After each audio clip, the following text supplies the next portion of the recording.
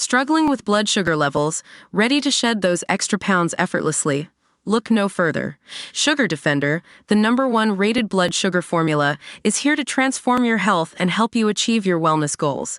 Click the link in the video description to get started with Sugar Defender today. Peter Dutton has again refused to reveal key details on the coalition's nuclear power policy, declaring he would consider announcing his alternative 2035 emissions reduction goal if the government released modeling on interim climate targets. In a fiery interview on Sunday with Sky's Sunday Agenda host Andrew Clennell, the federal opposition leader became defensive after being pressed to reveal the locations and costings of his 6 proposed nuclear power plants. Mr. Dutton said he would reveal the opposition's energy plan within weeks in March, but again declined to spell out the full details of his vision for Australia's energy transition. "What we've said, the sites that we're looking at are only those sites where there's an end-of-life coal-fired power stations," he told Sky on Sunday.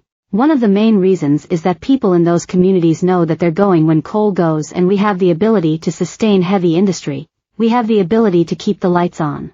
A recent report from peak scientific body CSIRO suggested that building a large-scale nuclear power plant in Australia that would provide power across the country, pictured, Sydney. A recent report from peak scientific body CSIRO suggested that building a large-scale nuclear power plant in Australia would cost at least $8.5 billion and take at least 15 years to deliver.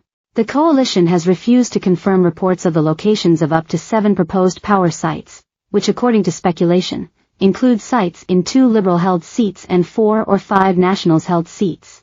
Potential sites include the Latrobe Valley and Anglesey in Victoria, the Hunter Valley in NSW, Collie in WA, Port Augusta in South Australia, and potentially a plant in the southwest Queensland electorate of Maranoa, held by Nationals leader David Littleproud. When pressed on the locations of the sites, Mr. Dutton responded, "We've said that we're looking at between 6 and 7 sites, and we'll make an announcement at the time of our choosing, not of Labour's choosing." When asked if a power plant would be placed on each of the unspecified sites, Mr. Dutton did not answer directly, saying only that he would consider output and environmental impact. The opposition leader was then asked if the plants would be government subsidized, and responded by saying all power sources, other than coal, receives funding.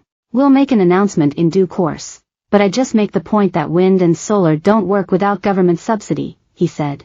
Mr. Dutton also came under scrutiny this week after revealing he would oppose a legislated 2030 carbon emissions target at the next election. Asked directly if he would consider a 2035 interim reduction target, which would be legally required under the 2015 Paris Agreement, the Liberal leader said he would take advice from the Treasury before changing climate legislation, citing concerns about the nation's economic situation. "I think we have a look at all of that information, and if there were settings we need to change, it doesn't mean exiting Paris or walking away from our clear commitment to be net zero by 2050, he said.